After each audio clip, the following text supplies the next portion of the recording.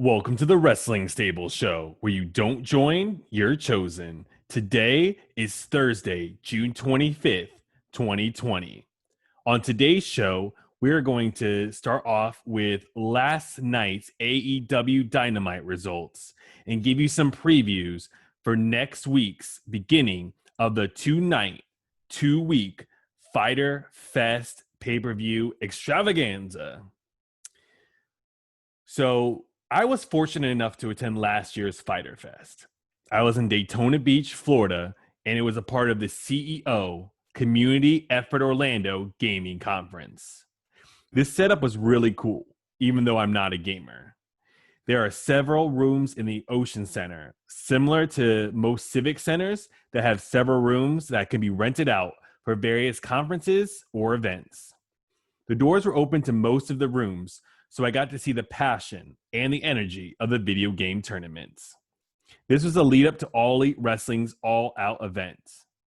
The buy-in, aka their pre-show, featured SoCal Uncensored, Frankie Kazarian, and Scorpio Sky, and Private Party, Isaiah Kennedy and Mark Quinn, competing to advance to All Out for an opportunity at a first-round bye in the AEW World Tag Team Championship Tournament.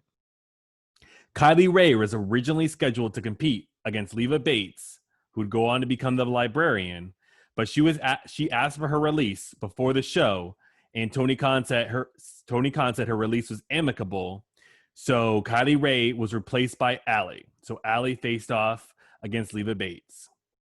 Michael Nakazawa faced off against Alex Jabali. This renewed their rivalry, and they competed in a hardcore match with lots and lots of baby oil. We also saw Shima versus Christopher Daniels, Riho, who go on to become the first ever women's champion, versus Yuka Sakazaki, and Nyla Rose. Adam Page versus Jimmy Havoc and Jungle Boy. Cody versus Darby Allin, which made me a huge fan of Darby Allin and got me on his bandwagon. Kenny Omega and the Young Bucks, a.k.a. the Elite, versus the Lucha Brothers and Laredo Kid. And finally, Jon Moxley versus Joey Janela in a non-sanctioned match that was absolutely incredible. And let Mox be Mox, and was probably my favorite Joey Janela match so far in AEW. Though I am interested to see what happens next with Janela and Sonny Kiss as a tag team. This year's Fyter Fest is a little bit different. Obviously, we have everything going on in the world, and it's going to be broadcast from the Daily Place in Jacksonville, Florida, as opposed to any sort of conference or at Daytona Beach. And this year's Fyter Fest will happen over 2 weeks, July 1st and July 8th. Probably just a coincidence that WWE's Great American Bash for NXT is also over 2 nights. No big deal. But last night's show was the go-home episode for Fyter Fest.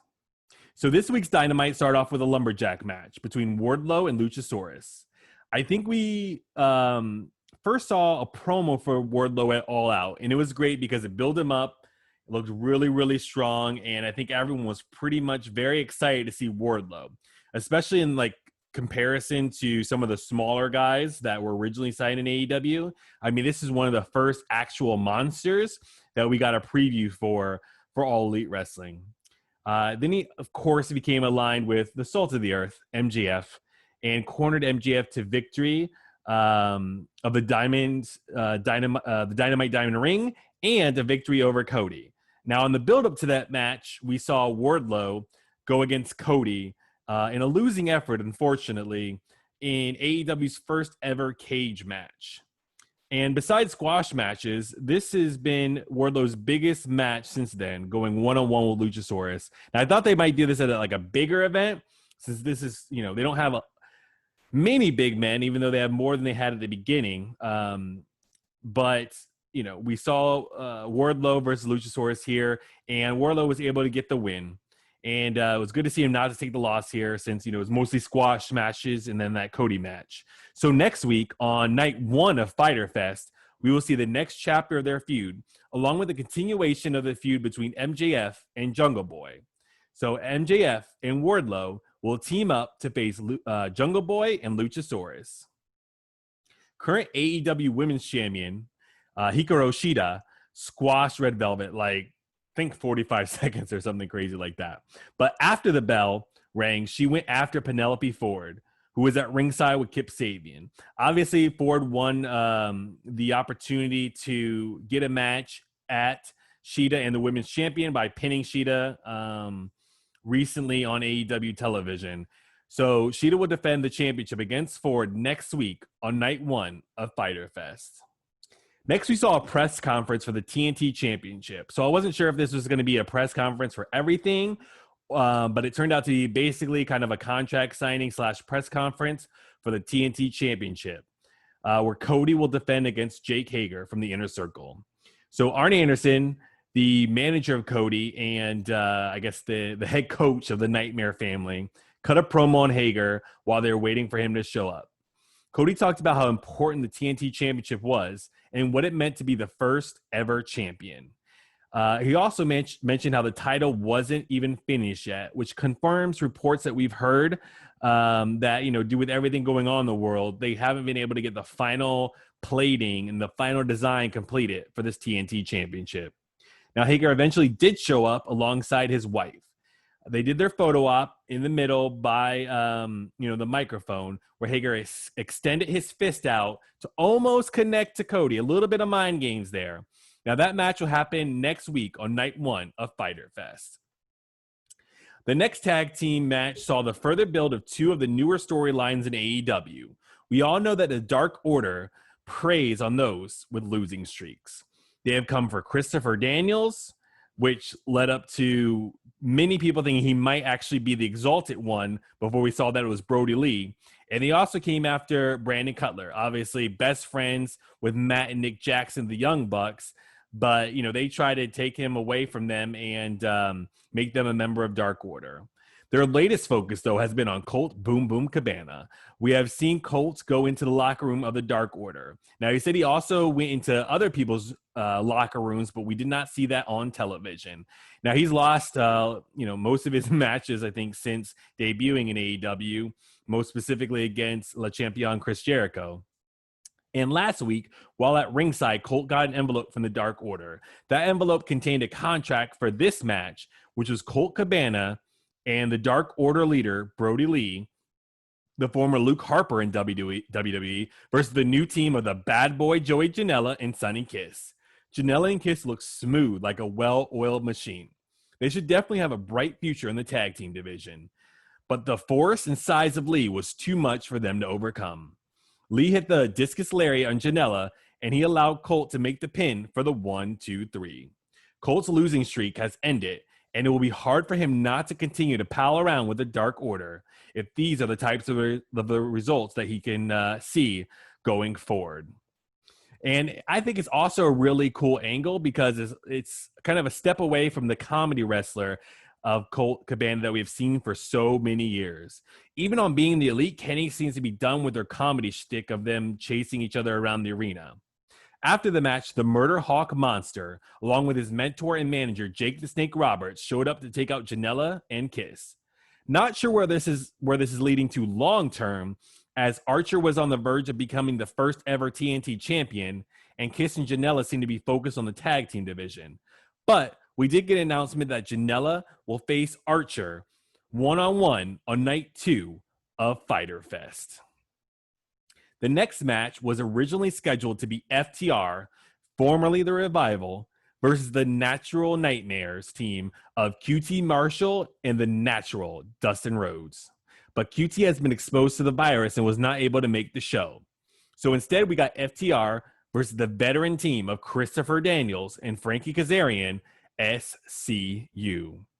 FTR was able to hit the Goodnight Express, which will always be the shatter machine to me, on Daniels for the 1-2-3. And this was a good moment for them because I think they tried to lift up the Butcher twice for that shatter machine and hasn't gone well other time. So after the match, Dax cut a promo congratulating the Young Bucks from graduating from the kiddie table, continuing this rivalry that will most likely build up to a match between FTR and the Young Bucks at this year's All Out.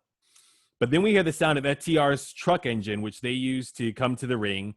Justin Roberts even said literally driving from North Carolina upon their entrance. But then we saw the Butcher and the Blade commandeering the FTR's truck to make a challenge to them. They challenged them to an 8-man tag team match at Fyter Fest that would have the Butcher and the Blade against FTR and the Young Bucks. Oh, by the way, the Butcher and the Blade's tag team partners will be the returning Lucha Bros. Now, we've seen Ray Phoenix in action, even as far as the build up to Double or Nothing, where he hit this crazy spot and injured himself and wasn't able to make the pay-per-view. But Pentagon, we have not seen in a while since all this stuff was going on. Earlier in the day, I think he put out on Twitter or something like that he was in Florida. So not a huge surprise, unfortunately, with social media. But yes, we will see this 8-man tag team match of the Butcher, the Blade, Pentagon, and Ray Phoenix versus, Dax, Cash, and Matt and Nick Jackson on night 2 of Fyter Fest. Now, Jon Moxley, the current reigning and defending AEW World Champion, was not able to make the show last night due to his wife, getting the virus as well. So, it's been a tough week for Renee Young, as her show WWE Backstage getting canceled, as well as obviously getting this virus now. Now, Moxley's opponent and challenger for the AEW World Championship for Fyter Fest, if he's cleared by then, will be the Machine, Brian Cage. Tonight, Cage dominated John Cruz and hit the drill claw for the 1-2-3. Cage won the right for the title match by winning the casino ladder match and pulling down the casino chip at Double or Nothing. Since then, he is also aligned with Taz, the human suplex machine, and has even given him his famous catchphrase from ECW, a little bit modified: "Beat me if you can, survive if he lets you." After this match, Taz grabbed the mic and called out Moxley for being at home, sitting on his couch. If this match does happen, it will be the main event of night 2 of Fyter Fest. The main event, not the last moment of the show, but the main event of this episode of Dynamite saw Inner Circle member, one half of Proud and Powerful, Santana, going one-on-one with Matt Hardy. I think this was originally scheduled to be Hardy versus Sammy Guevara, but with Guevara taking some time off due to his inappropriate comments 4 years ago against Sasha Banks, this gave an opportunity to his stablemate Santana to go one-on-one with Matt Hardy. Now, Hardy was able to win this match via roll-up, and after that, Santana looked completely surprised.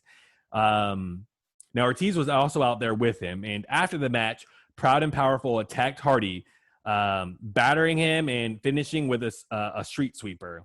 Private Party has recently been aligned with Matt Hardy, and I think their group name is called Hardy Party. So they came out to make the save, clearing Santana and Ortiz from the ring while checking on Matt Hardy.